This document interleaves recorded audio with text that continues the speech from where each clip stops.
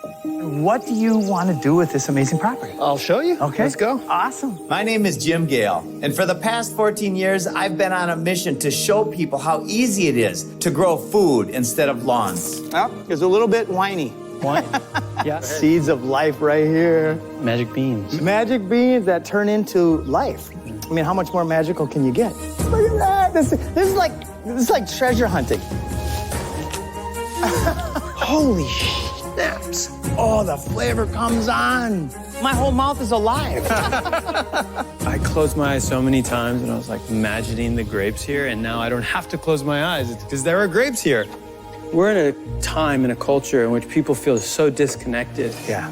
And they want to feel like you have place in the world. Gosh, that's powerful. And now this bat box has a place. Yes, it does. In the last 2 years, more people have chosen to grow food at home than any time in history. You know, people say that the Garden of Eden is a utopic fantasy when it's the next logical step. So if you want more abundance, more flavor, more freedom, more energy, join me in the land of plenty. This is a wild hibiscus. You can actually eat.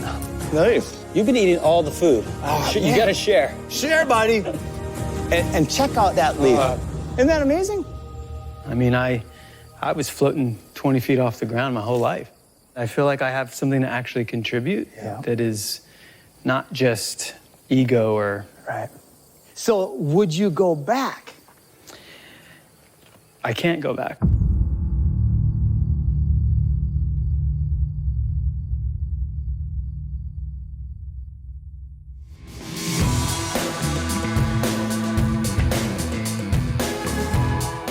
Hello, everybody. We have got a show for you today that is going to blow your mind. We are going to show you an opportunity in the world of regenerative entrepreneurship that anybody who understands what's happening around the world and wants to be part of the solution can be part of the solution. So we're going to bring in Michael Hoffman after a little bit here.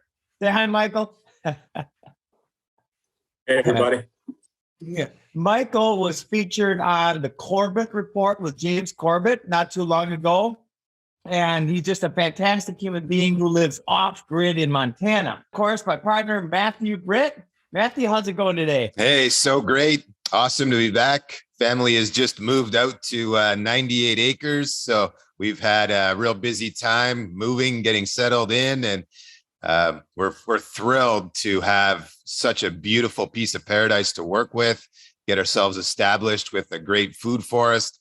We're going to integrate some chickens and goats and rabbits, probably some ducks and who knows what else. But we're thrilled, and it's great to be back on the show, Jim. And Michael, thank you so much for joining us here today.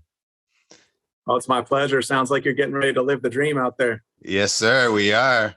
I've already experienced a couple big storms here too, which is a gnarly experience. Power got knocked out again today, but thankfully it's back on and we get to record. Oh my gosh. Well, you know what we're all about here in permaculture, food forest abundance, and now the Freedom Farm Academy is stacking functions. So what we have is basically the summary of how we are going to inspire and empower communities to grow food by putting permaculture nurseries, what we're going to be calling Freedom Farm Academies, in every community around the world. And the functionality of these systems are amazing. So I said to Michael, I said, well, why don't we do this on our podcast? Why don't we share all of this, not just with these billionaire investors that are coming our way wanting to help, but why don't we share this with the whole world and we inspire the whole world to be part of this solution? So Michael, why don't you jump right into it? Let's take it away and show the world what we're talking about here, because everybody on our team, since we've started designing this model using permaculture principles in business, everybody says this is what we should spend the majority of our energy to create. And you'll see why very soon. And just quickly, for anybody who is listening to our show today, we'll try to paint a picture, visually with just our words so that you can kind of wrap around what we're talking about here in your heads. or you can head over to our YouTube channel to catch the full slide presentation. But just wanted to make sure that anybody listening knew we had a visual over on YouTube. Yes. And we're going to have it on Unite and Solutions Hub and many other also more decentralized video platforms as well. Awesome. Thank you guys for teeing it up. And yeah, it's so amazing to be talking about this. I cannot for the life of me understand why there is not already one of these in every single community. It's the logical step. It makes sense. It's doing good for yourself and others. It's just a win from every single angle. So without further ado, let me get this thing going. So the Freedom Farm Academy, it's an original and unique brick and mortar outlet at the heart of the community. Really, the idea is that this is showcasing all of these solutions that you hear us talking about in a way that people can actually explore it and interact with it and witness it firsthand. There's a huge disconnect between hearing what a food forest is and actually walking through it and seeing, oh my goodness, you mean that's edible? This is edible? I didn't even know this grew in my area. It's such an inspirational thing to go through there and to actually see not just the best of the food security and food production world, but also looking at the best of architectural and regenerative living. And, what is the best way that this can actually be approached in my climate and in my area? Yeah. So, and how this came about is so relevant. So I'm building a fully stacked food forest off-grid community here in Central Florida. And every single person that comes on one of our tours is blown away. Like every one of them becomes an advocate immediately because a food forest is the most intense sensory experience. It incorporates all of the senses. You walk through and you can feel the vibration. You can taste it and smell it and touch it. It's just amazing. So that's why bringing these to your community, is what is going to change the world. I was talking to Lori, the producer for Dr. Andy Wakefield's new movie, which we're helping out with big time. And she's like, oh my gosh, everybody needs to see this, because all paths to lasting freedom must include decentralization of food, water, and energy. And we're going to show you exactly how to do it right here. That's great, Jim. And yeah, it's when you get the community engaged that way, and really we've got something here for all ages. So it's a really incredible thing to form these connections, and everyone who's coming there is going to be inspired through a different lens, and the connections that are going to be formed here, it's really acting as a central hub for the community to make a network of freedom-loving people. So we all know the turmoils that could happen with the supply chains on various levels. And by making these connections sooner rather than later, we create a community of people who can support each other when the supply chain can't. So extremely important. So on the screen, we've got a little bit of a rendering here that really highlights the idea. But a big part of why this came about too is because when Food Forest Abundance first started, and we've grown explosively, really, our design team, our installers, we've all noticed the same areas of opportunity. And that's that when we're coming to do an installation, oftentimes there's just not quality soil fertility in the area. There's not great compost that we can source. And with the food security being top of mind for a lot of people, sometimes the best plants for the area or the most hardy perennials are hard to come by. So there's this huge gap in the market, and that's what we're seeking to fill here, and seeking to make it a reality where you don't just have the design, but you can put this in on your own yard. So the rendering that we've got here represents a half-acre property, and that's including the parking lot all the way up to the road. So really, when you're looking at what we've got going on here, it represents about a quarter-acre property with all of the elements on it, if you're taking out that parking lot. And really, that connects very well to the average suburban yard. And it also connects well to our offerings as a company for what we can design to you. That's really the base layer of a food forest design, is our quarter-acre package. And so just seeing the symphony of elements on this graphic, you can really think about how many different things you can fit into one area and just how well they can all work together. Nothing here is fighting against each other. It's all working well to help you be self-reliant. Can you just read through that list of what all of the things that are in this particular image here, Mike? Yeah, it'd be my pleasure.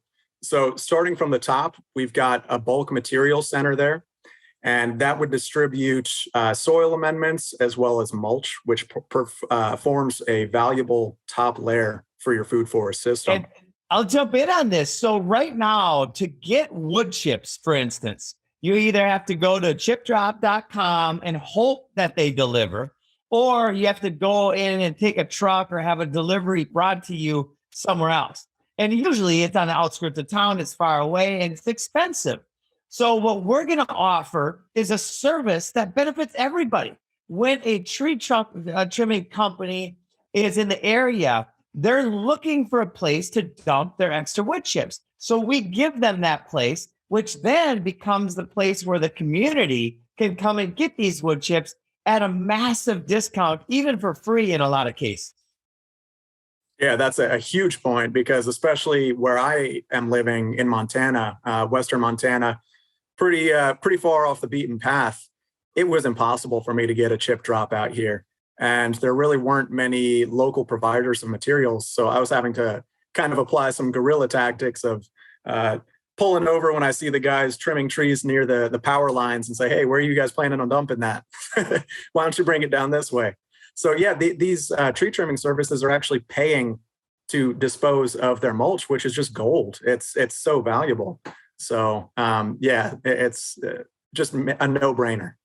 Number two, we've got the structure itself, which would act as the main point of sale. And that's really going to highlight, as I was alluding to before, the best natural building methods and materials for the area.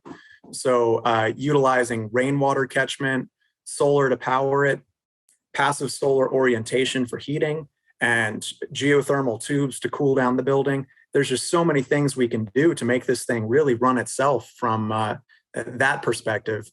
And within it, it'll house a seed bank of hardy local stock, which is extremely important. I mean, you cannot compare something that has been produced from several years of land racing a crop and harvesting the best seeds, the best ones that you get. You form such amazing, hardy, productive, incredible plants versus something that you would just say, go down to your local hardware store and pick up. There's just absolutely no comparison. So it's a huge community service there. We would also sell affiliate products. So what we mean by that are actual compost brewing kits or solar kits. We can help connect every single element that people are seeing here and help them get it onto their property. And we don't have to have inventory. We simply collaborate with people who are in the market who have all of these different systems, but they're looking for a place to bring them to market. And customers are looking for these systems more now than ever in history. So now we become affiliates where the owner of this Freedom Farm Academy might get a 15% commission, but all they have to do is help facilitate the sale. And that's extremely important, because really what we're talking about is keeping up with that decentralization. We don't want to take over everything. There are people who are amazing rainwater experts in your local community and amazing solar experts. And so if we can just bridge those connections and let them shine where they're already shining, it's a win for everybody. Except for a couple people, but we want them to lose. No kidding. And so, yeah, within it, it's also got a farm stand so we can sell some of the local produce, especially the seasonally available, more rare and exotic stuff that, like I said, people have no idea that it even exists, much less that it grows in their area. I heard a stat, something around us knowing roughly 200 fruits and vegetables that we can consume. Meanwhile, there's somewhere around 200,000 edible plants. Isn't that just mind-boggling how we're just cut out from so many of them because they don't fit into the factory farming, industrialized food infrastructure? The sad thing is I guarantee you, you stop your average person on the street, you ask them to list 200 edible vegetables and fruit, they wouldn't get anywhere near it. I would be surprised if they got 30. Yeah. Yeah. It's amazing what's out there that we don't know, but that's our job. And our opportunity is to help shine a light on the truth of what's possible for society. And it's truly let food be thy medicine, right? If we have these 200,000 different things that are all beneficial in different ways to human health, clearly we are missing a huge portion of nature's medicine cabinet. And that's exactly what Freedom Farm Academy aims to do, is bridge that educational gap. That's another huge gap in the market that I failed to mention a moment ago, is that educational piece, especially hands-on in the community. There's no substitute for that. People think that it's hard to grow food. And that is one of the biggest scams, mass brainwashing scams of all time. They think it's easy to grow a lawn, but it's hard to grow a fruit tree. Well, we're going to show you that it's not only not easy to grow a lawn, but growing lawns, the pesticides and chemicals and human resources, there's more human resources and poisons that go into a lawn that doesn't provide food for humans than into any other crop. And so we're going to change that whole paradigm by demonstrating it, right, buddy? And we're kind of going off in a different direction here just for a second. You know, we've got these nitrogen regulations that are, the nitrogen fertilizer regulations that are coming down against the current Dutch farmers. And that stuff is also being unveiled here in Canada, which will impact the Canadian farmers. And it's going to be absolutely catastrophic, right? And they're saying they're doing this to protect the environment and climate change and all of that stuff. And if that was the case, wouldn't they also be saying, hey, guy with your gigantic sweeping lawn who fertilizes it every other week with nitrogen-based fertilizers and chemicals and all of this stuff, you need to convert that immediately into growing some food because, we're having an issue with all the diesel that it takes to ship food hundreds or thousands of miles across, countries to get to your table. So, it's time to make those shifts as well. But clearly, that's not what they're doing. That's not what they care about, right? It's a narrative that, again, is false and they're misleading people. But it's this, again, Mike, as you've mentioned many times, this is the solution to those problems.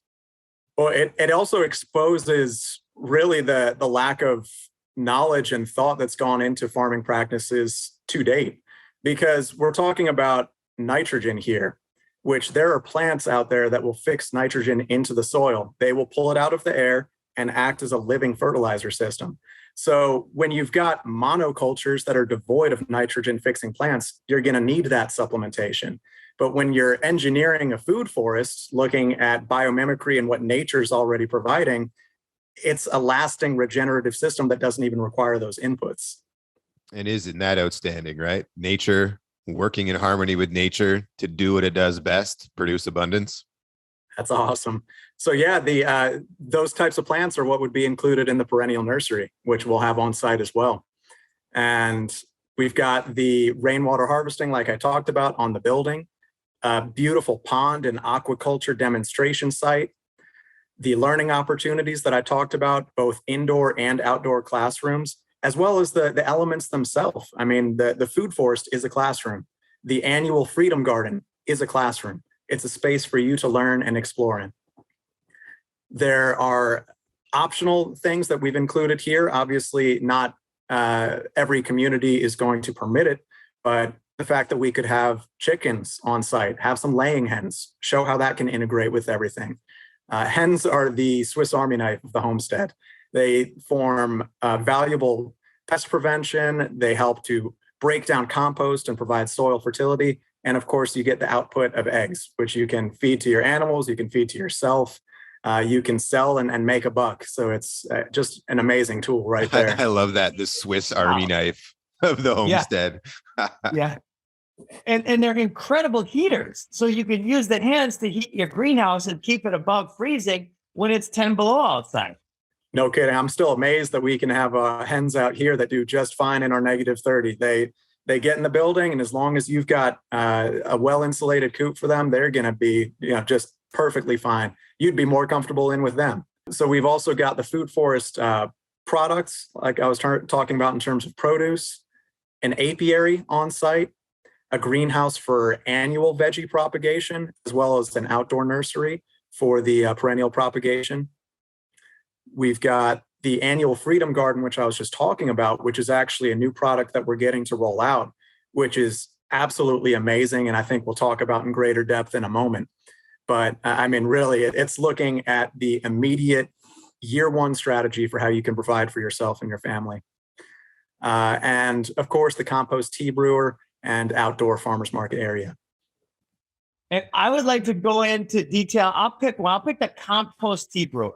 Let's look at the value that this system can bring to the community. So if you go online right now and you type in purchase compost tea, I just did this yesterday, and it was $30 a gallon for compost tea. Now, compost tea is awesome. Everybody should have compost tea on their plants, especially in the beginning.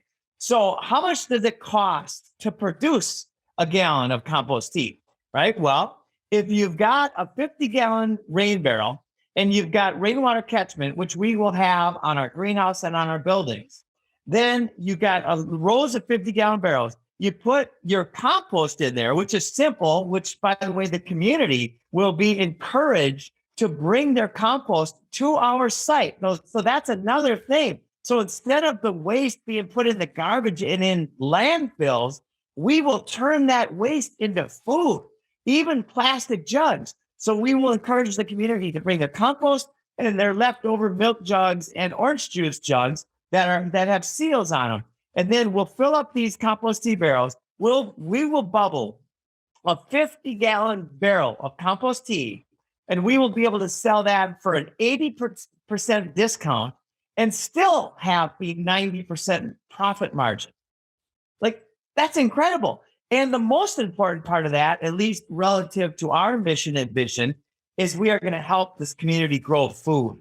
I love it. That was a perfect segue into really the first and most important aspect in my mind of demonstrating freedom on the site, and that is the perennial food forest.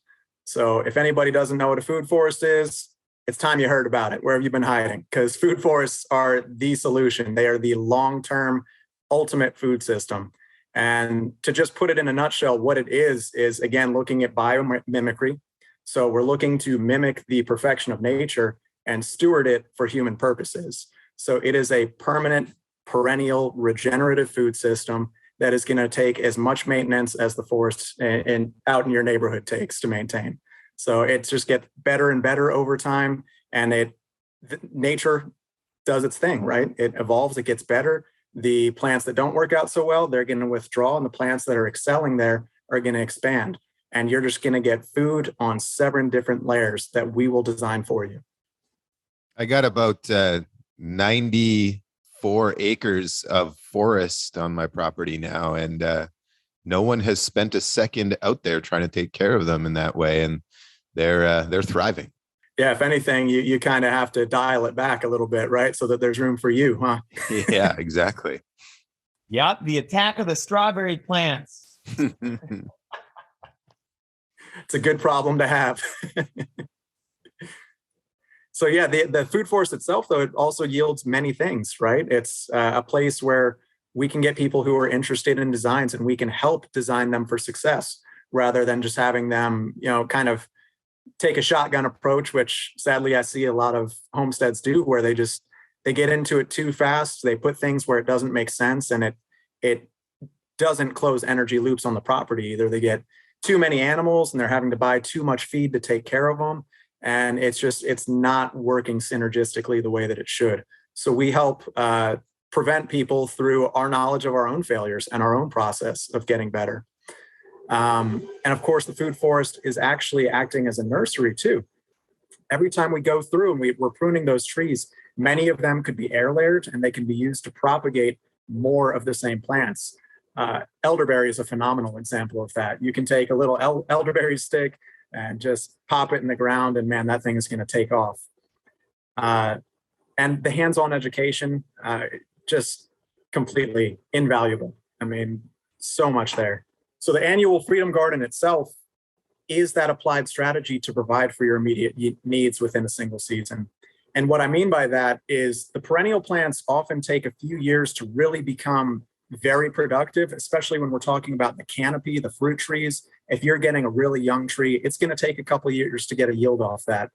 So with the precarious situation that the supply chain is in at the moment, annual crops are really the best way to bridge that gap for your immediate food needs.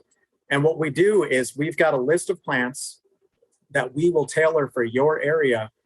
Look at the polyculture, how those can be planted together in rows, not just doing monocultures. We don't want to repeat the mistakes of the past. And we're selecting them for their macronutrient profile. We want them to be rich in carbohydrates and proteins and fats, and their storability. That's extremely relevant for someone like me who lives up in Montana. We've got a short window that we are actively harvesting food out of the ground. So to have stuff that you can store and have at your disposal over the winter is extremely important.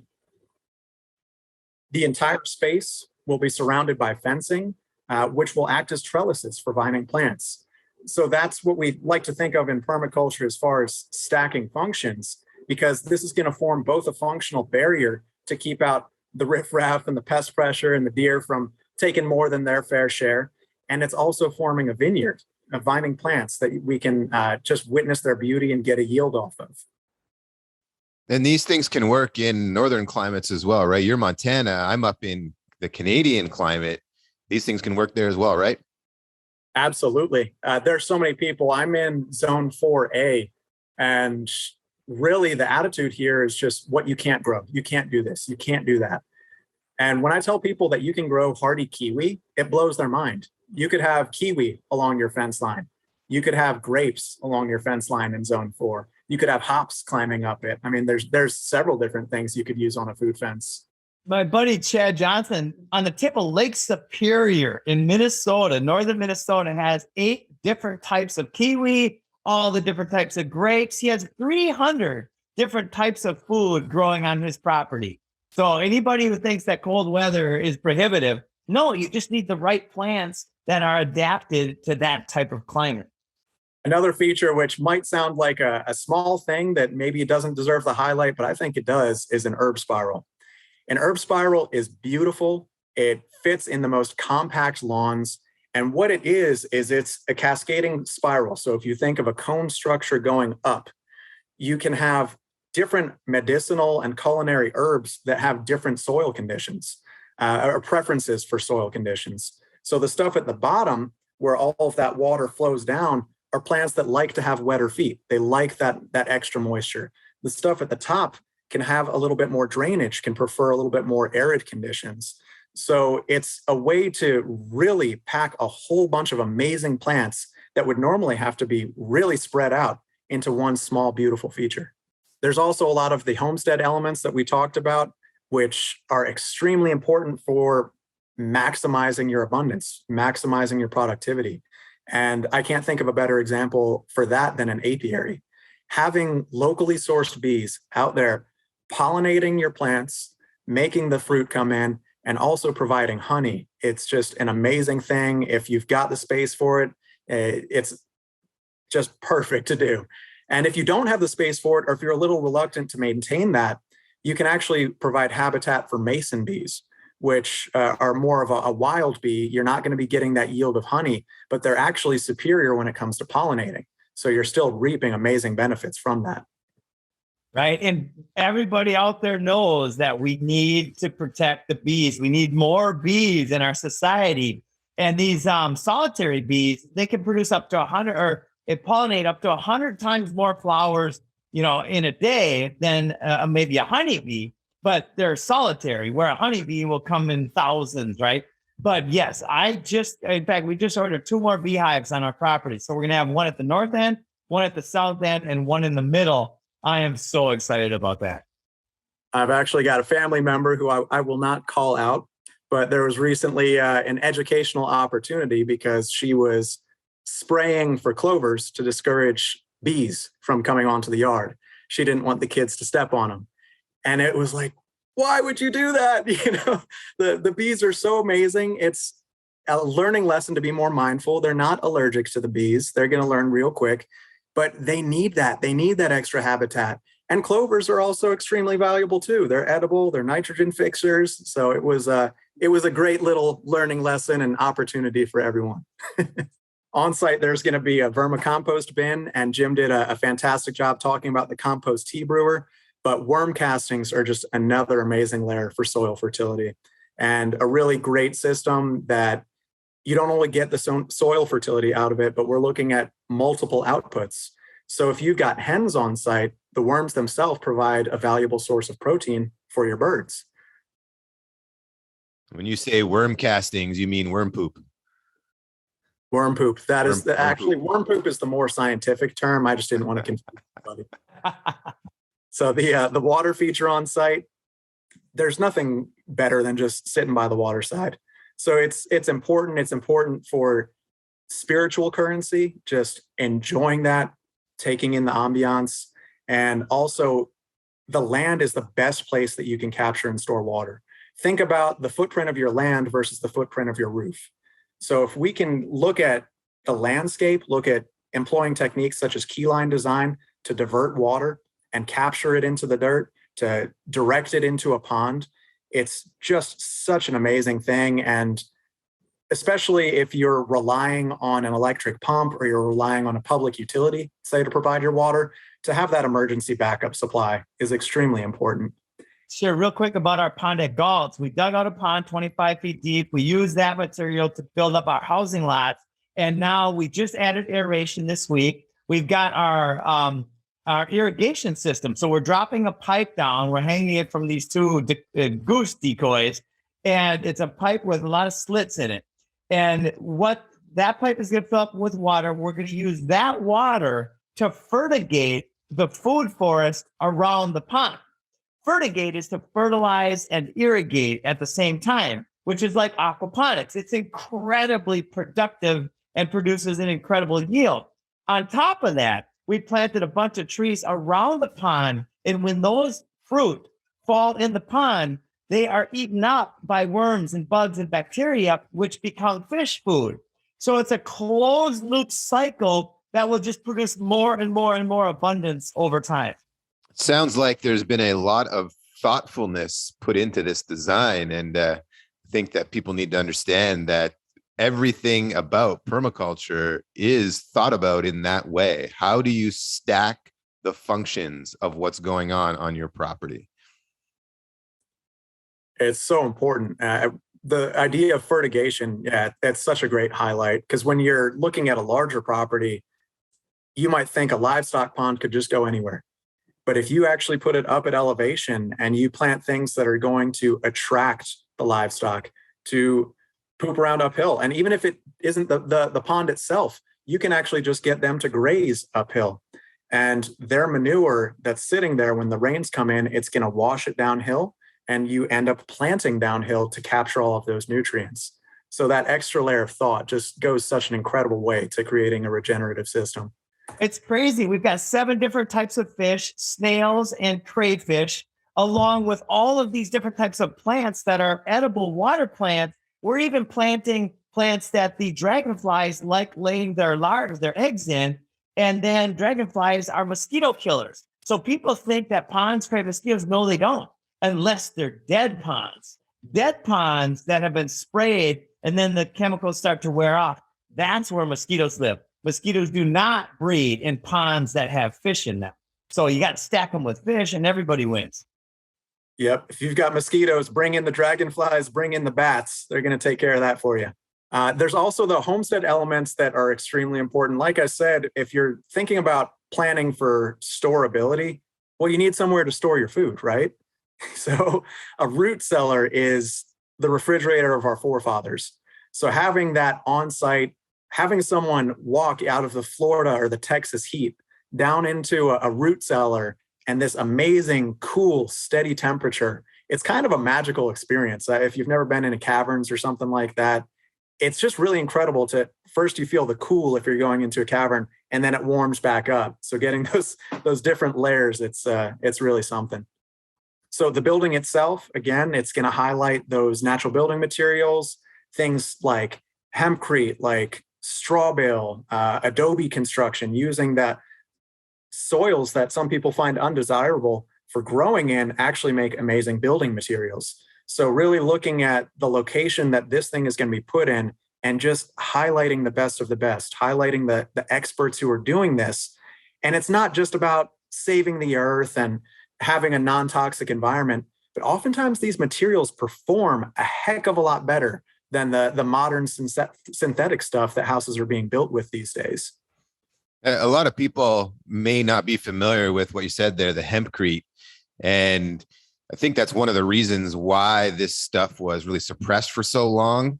It's obviously a very renewable resource. Hemp grows extremely fast. You can cycle it every 3 months. But when you mix it a certain way and you build out hempcrete, which mimics concrete essentially, it's lighter, it's stronger, it's more resilient, and will last significantly longer.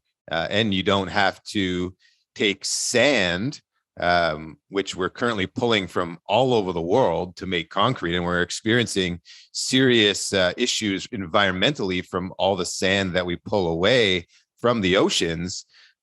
This is a solution to that. And it's an incredible product that can be used in plastics even. There's just so many additional benefits to hemp as a plant, and then to utilize it in building material. And it performs better than the sand does. It allows the structure to breathe. It purifies the air.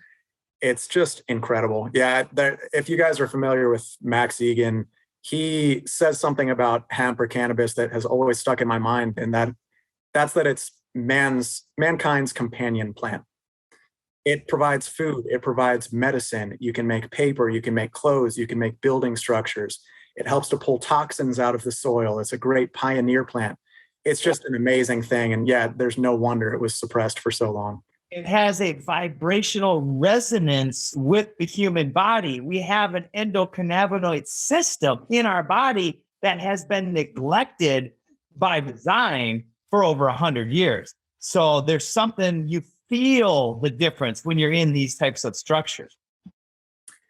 Yeah, we don't have receptors for that specific plant in our body as an accident. Nature doesn't have accidents or mistakes like that. It's there for a reason. And what this structure, what Freedom Farm Academy is going to do is use that permaculture principle of stacking functions and do it in a way to create profit for the community, for the owners, for food forest abundance, for everybody. We're doing good, we're giving it back, and we're helping out the community with so many different layers.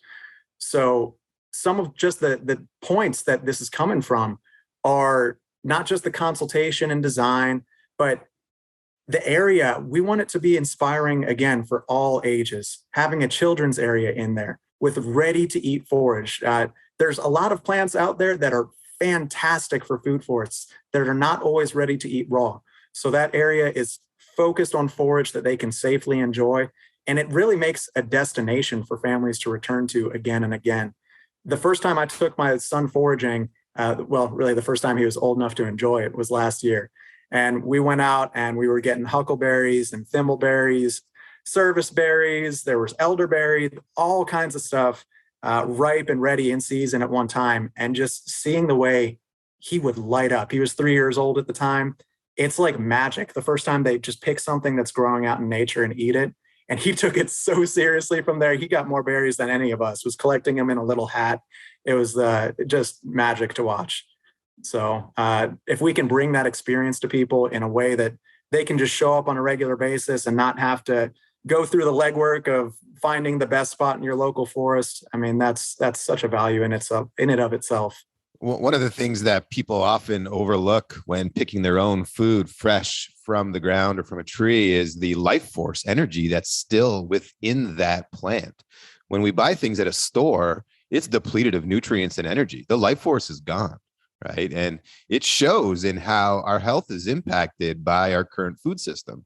And if you're able to grow your own food, which we know everybody really is, and you take that from plant to your mouth and into your body, and you're actually getting not only the nutrients, but the life force energy that's in there, just imagine what that begins to do with your health over time. The improvements that you will feel, the energy uptick the vitality that's now going to be flowing through your veins because you're taking what nature is providing and immediately bringing it into you. Yeah, it's like eating sunlight.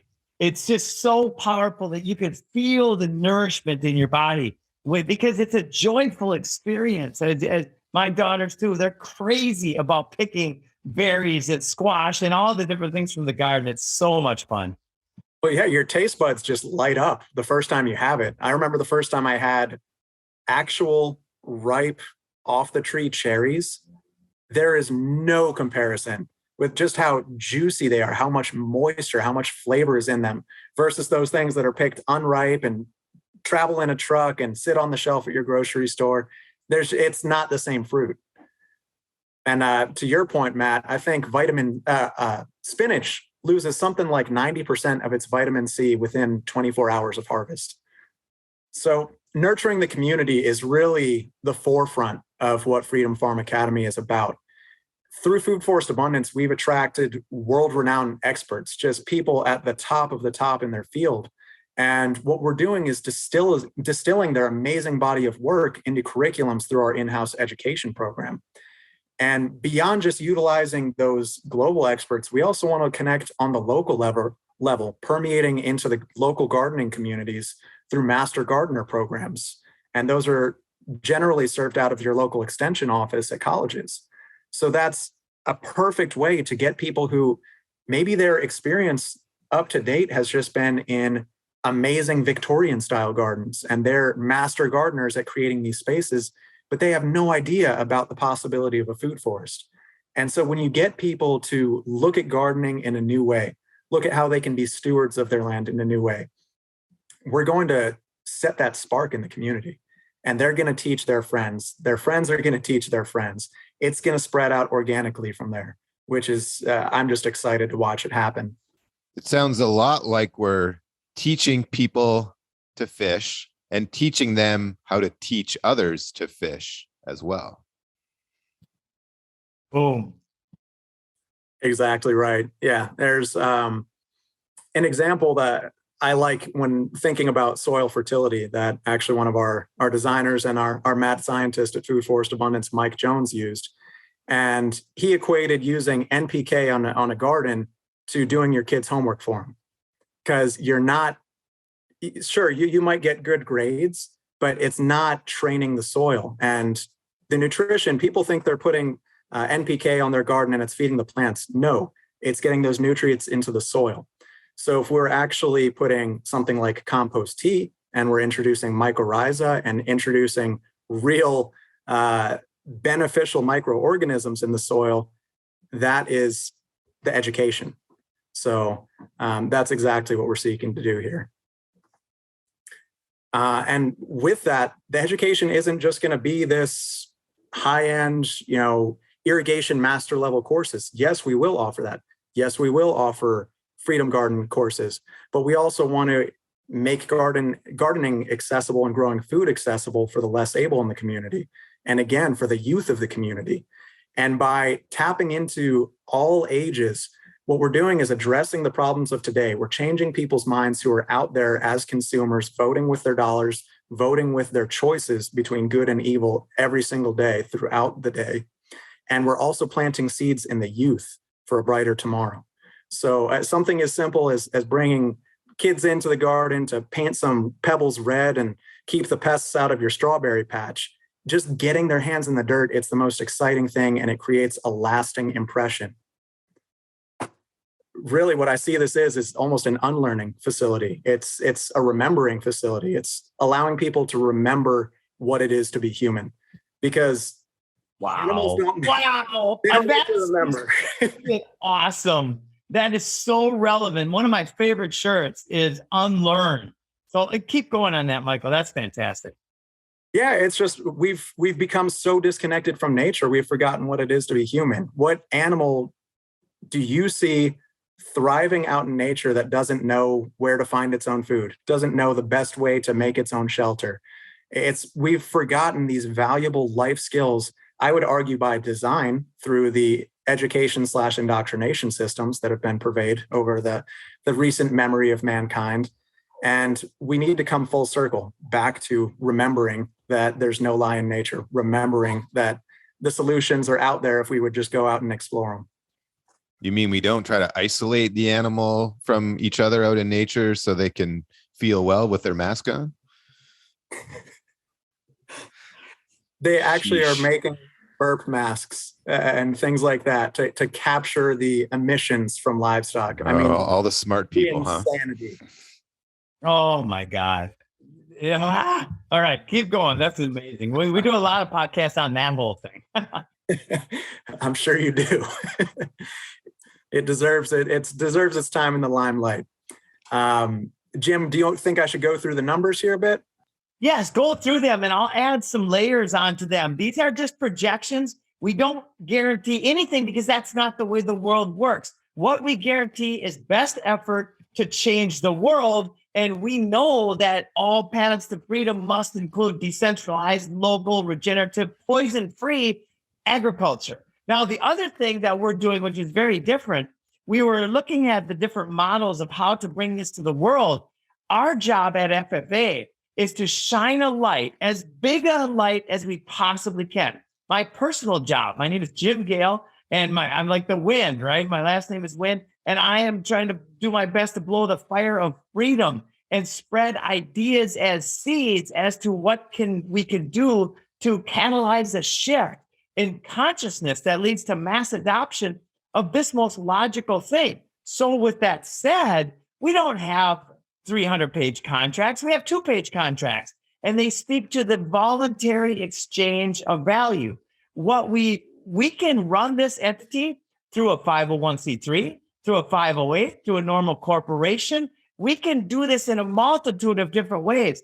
FFA receives 5 to 7% of the gross income that's produced. And in exchange for that, we shine a big light and we create the design teams and the systems and the product affiliations and all these different benefits. So everybody wins except for those few people who we really need to lose. Well, and I think it's really important to understand the context around value, right? The more value you add to the marketplace, the more value you get back. So if the fiat currency system happens to disappear, or the financial system as we know it today changes, you're still adding tremendous value to the marketplace, and you can expect to get tremendous value back. What that shows up as, we don't know, but it's still value, and value is what our currency today is, right? We have a stored value in it, or perceived value, that you can go exchange X dollars for X product value back. Now we're looking at something different in this regard. How valuable is food? How valuable is teaching your children about how to grow food? How valuable is collecting the free energy from the sun? How valuable is collecting that rainwater, that free water that's pouring down on us, and utilizing it to make compost tea? You know, the list goes on and on. The value here is unquantifiable, in my opinion. So you can count for sure that you're going to get a lot of that value back to you. That's so important. What value means has just been so lost in our society these days. Everyone thinks it means money. But if you don't have true values, true morals, true understanding of the value of, like you said, the fact that the sun is providing life and that we can harness that. Yes. Productivity. The productivity of humanity is becoming like a parasite, is sucking the productivity out of the system by gambling on the assets and the business and the love that we put into the world, and then controlling that. This takes all the power and brings it back to the communities. Every community that has one of these systems will go up in value because there will be value produced within the community. Very well put. Yeah, the numbers that we're going to get into here in terms of the projections for money, that is just one of the values being produced here. The conscious capital is just one of them. There are so many different regenerative resources being produced on site. So with our half-acre model, how Jim so eloquently put, no two of these are going to look alike. can you imagine the one in Maine looking like the one in Texas or the one in Montana? They would be completely different. And if you've got a half-acre site versus an acre or more, the possibilities are just completely, endless for what you could do to really highlight your community in the best way. So our projection was based off of that rendering of a half acre, and we looked at national averages to generate the setup cost for all of these different elements. And the entire operation, including land acquisition and some other amazing layers, which Jim's going to help share after this, is that about $1 million. And that's just to set this thing up. And a percentage of that is going to go into some amazing campaigns that I would love for Jim to tell you guys about. Okay. So right away, we are partnered with Tim Dillard and his team. They are world-class marketers who have done many billions of dollars, and they are into freedom. They understand what's going on in the world right now, and they want to help, and they see us and our Freedom Farm Academy and Food Forest Abundance as a critical piece of the freedom puzzle. So we're going to, the $1 million, about 5% is going to go to marketing, and they are going to geomap and make sure that everybody in their area knows what's going on at that park or at that Freedom Farm Academy location. Then, and that's really exciting. Then this part, to me, is where it really brings it all home. We are going to send our team. We've got over 40 incredible permaculture designers who will design these individual systems based on the zone and the property and all the different elements that we will consider in the permaculture process.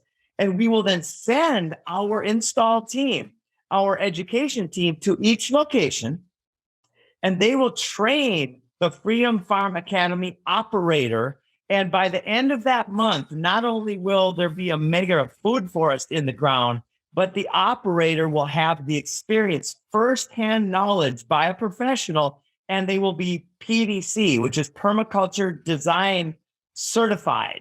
And so everyone will be able to design from on site. And it's so relevant when a community member can come in and see a living system that's based on the plants that already grow well in that system, and then to design their own property, which might be right across the street, or it might be 5 blocks away or 3 miles away, right? So it localizes all of the energy in the food production and the decentralization of these systems. And these systems are really set up for success. So the first year fiscal profit that we're looking at, and this is talking about net, not gross. So this is minus all of the costs to maintain these systems, minus the salaries involved with it. The actual profit on the first year conservatively, we like working with conservative numbers. We're not trying to blow some dust your way. It's going to be $217,000. And that would be a payoff of about 4.5 years with absolutely zero growth considered. So if you think about the growth that would happen the first time someone walks in there and feels inspired and wants to bring a friend or tells a family member or tells their colleagues or people at their church, it's going to grow exponentially. So with just a very measly 10% growth rate, year 3, that net income ramps up to $262,000. Year 5, almost $320,000. And year 10, all the way up to a whopping $511,000. So more than $500,000 of profit within 10 years from this little half-acre site. And by year 20, we want to work ourselves out of a business, because by year 20, there's going to be food growing everywhere. Everybody's going to be decentralized. Things are going to be much more stable and sustainable and regenerative. And that's the goal of our entity, right? We will always, of course, become more efficient and learn new things about how to do new things. And then we will pivot into creating new layers of abundance to the best of our abilities. But it's so powerful. Michael, I just want to say thank you. Position to succeed. Okay, go ahead. I want to hear this one. Yeah, so it's not only positioned to succeed from a financial aspect, but we're here, as Jim said, to help with the ongoing success of this. So not only the initial and ongoing marketing support, But what Food Forest Abundance is doing right now is amazing. We are quickly setting ourselves up to be a household name. And so the awareness that we're raising to connect people and for them to drive by and see, wait a minute, Freedom Farm Academy, is that Food Forest Abundance? That we have a location represented there. It's going to be invaluable. And as Jim said before, the 40 designers, we've got 40 designers in 8 different countries serving customers around the world. So our network is just expanding. We've got over 140 cooperative installers in various countries throughout the United States, Canada, and everywhere else. We've got 900 plus abundance ambassadors. We're very close to 1,000. I checked today. We're like 12 away. There you go. And Matt's the guru there to talk about that program. But it's an amazing way that people can receive a reward. They can get thank you by us. We can say thank you through a little bit of money, sharing that profit by helping to spread the mission, by helping to get designs happening and to get food forests planted in the ground. And so they're helping to spread our message organically through their personal connections. Yes. And what I'd like to do, Matthew, is ask Mike, our kind of developer producer for the show, to put in the Land of Plenty trailer. So what we have is the most incredible marketing team. I like to call them an inspired marketing team. There's several Emmy Award winners that are within our team that are using their talents to bring these solutions to the world. So the amazing people that are coming to put some of their cash into propagating these systems all over the place. I would like to also share that putting the TV show, The Solution and the Land of Plenty in as part of the package, I think could be a no-brainer, because can you imagine better marketing than going into these amazing communities with movie stars that are good, the good ones, and all these amazing people, and putting these systems in the ground and explaining to the community, educating, teaching the community about how this system can be used by them to create wellness and health and joy throughout their lifetimes. And that's how we reach the masses. I mean, the audience that we're speaking to today, I imagine, knows a thing or two about what's going on in the world. But there are so many people who don't. So when they see a face that they recognize, or they switch to their favorite channel or go on their favorite streaming platform and they see the Land of Plenty, it's, again, making it a household name. It's making this commonplace where up to date permaculture has been kind of a fringe idea. Most people haven't really heard about it. So we're really distilling that vast knowledge and body of work that has been permaculture up to date. I mean, we're standing on the shoulders of giants and presenting it in a format that can be delivered to the layperson. And that is how we get that mass adoption.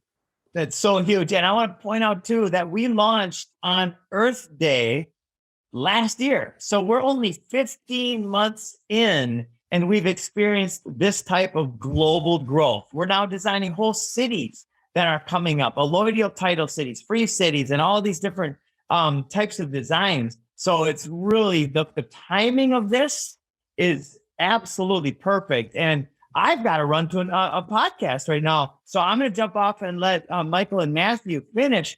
But I just want to say, if this is of interest to you, then please reach out to me, and we can be very creative. We're designers. So if you have a specific way that you would like to put 1 or 10 or 100 of these systems into the ground, we will help you do that according to how you'd like to do that. You know, ethically is our foundation, and I'm sure that that's why you're calling anyway. So everybody, thank you. I've got to run to a podcast I'm a couple minutes late for. Love, have an awesome day, and I'll talk with you soon. Thanks so much, Jim. All right. Thanks, Jim. So yeah, the media publications are a huge part. And I also have to tip my hat a little bit to Matt and Jim here on the Jim Gale Show. With just 2 episodes, they've already reached tens of thousands of people, which is just incredible to me. We're blown away. Actually, episode 2, inside 48 hours, had about 9,600 views just on YouTube. So things are moving quickly. Clearly, we are speaking about things that people are ready to hear and receive. And I'm very grateful to be a part of this show and look forward to impacting millions and millions of people around the world as we continue to grow our audience and bring better and better, just people onto the show and more value to everyone who's listening. And this whole thing, the Freedom Farm Academy, what it's about is building a legacy of freedom. So right now, we are at a point in history that is a real tipping point. And we know that history is always written by the winners, right? So the books are still being written right now. And by supporting Freedom Farm Academy, what you're doing is cementing your name into the right side of history. We know we're going to win this. We know that we're going to come out on top. So we want to honor those who support this movement and carry on their name with that legacy of fighting for health and freedom within the community. You think about, sorry to jump in there, you think about like schools and universities and that kind of stuff that end up naming classrooms or halls or auditoriums or whatnot after, a great graduate of that school or institution. This is something similar, right? We could have your name prominently featured on one of these Freedom Farm Academies and have your legacy be cemented in really helping build the value for the future that is already here for everybody. It's just been buried. So, if this is speaking to you in a way that it's making you say, hey, I have resources, I have financial means, or I have land available, or I know someone who does, reach out to us. As Jim mentioned, get in contact with us because we do have one of the best solutions to many of the world's problems. And it is a very simple solution. These problems are getting more and more complex, at least on the surface, they appear to be. But as the late Bill Mollison says, the solutions do remain embarrassingly simple. And this is a very simple solution. And it's something that can be utilized by anybody who gets it to get this information into the hands of the most people, add the most value possible by stacking the functions, working with nature, and bringing this into a community. And you're immediately going to see the health of that community improve, the mental health of people in that community improve. I would bet to say chronic disease going through a bit of a decline as people are getting healthier foods right from Mother Nature, from plant to mouth, and on and on. The benefits are just tremendous, and it's something that you can be proud to have your name on. And the legacy will last for generations to come. And as Michael said, the books are still being written, and we're going to write them because we're going to win. Yes, we are, Matt. And yeah, I do hope you will reach out if you've got some resources or connections here, or you even just know a good spot, because just as no two Freedom Farm Academies are going to look identical, they're also not going to operate identical. There's flexibility as far as, is it going to be on purchase land? Is it going to be leased? Is it going to be sharing land with a church or a community center?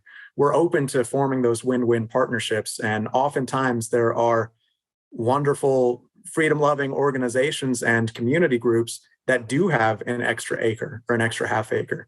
So we can form that synergy. We can teach their community, and we can provide foods to their gatherings. And it can just create win-wins every single way.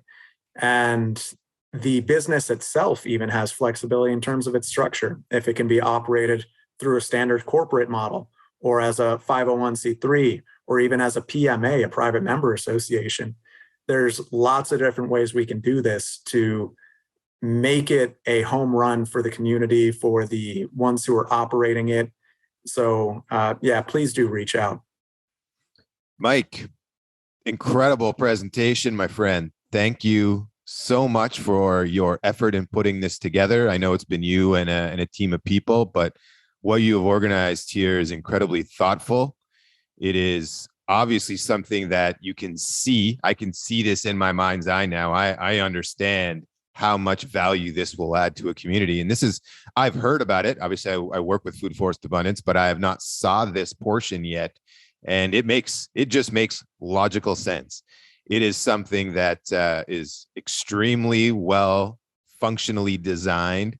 The permaculture principles are highly visible, so to speak, right? It's the layers of stacking functions are everywhere, and just well done to you and the team. I appreciate it. Yeah, it was a team effort, definitely, and I know that this idea and this design has been living, in my heart for a long time, as well as many others in the group. So thank you to everyone who helped put this together. And yeah, we're just excited to see this coming soon to a community near you. And so before we wrap up, with you in what some of the things you specialize in with Food Forest Abundance, do you want to just give a quick talk about that as well, just as we kind of wrap up here? How you currently live completely off grid. You've got a number of obviously emergency preparedness and survival skills. Why don't you just quickly review some of the things that you offer to teach our audience before we sign off? Sure. Thank you for that, Matt. Yeah, so I provide emergency preparedness and homestead consultations. I've led a number of trainings on the matter, and it's really my mission in life to educate and equip and empower others to become self-reliant. So yeah, I've taken a long journey from growing up in the belly of the beast, so to speak, outside of Washington, D.C. in Maryland. And I knew I had to get out of there and get closer to nature, which took me into the Southwest, where I really started my homesteading journey out there in the high desert. And we actually had a beautiful off-grid property situated between Albuquerque and Santa Fe, New Mexico. And we were building a straw bale construction. We had the building plans done. We had everything done, and we're breaking ground when the scamdemic hit. And so that triggered us to think about where we want to raise our children. It quickly became no longer a place where we'd want to raise our children. And through that process, it was really a learning opportunity and an opportunity for me to assess the country, assess where I want to be, where is going to be the most high odds of success for my family. And that's another layer of these consultations, that not only do I want to help people design their homesteads for success, but maybe you are like where I was in my life, or where Matt just was, where you're living in the city and you're trying to get out. And just booking a consultation to talk through that, to talk through where you're going and what you're looking for when you get there. If I had just moved across the street, I'm in a valley. And if I was across the street, I'd be in the shade.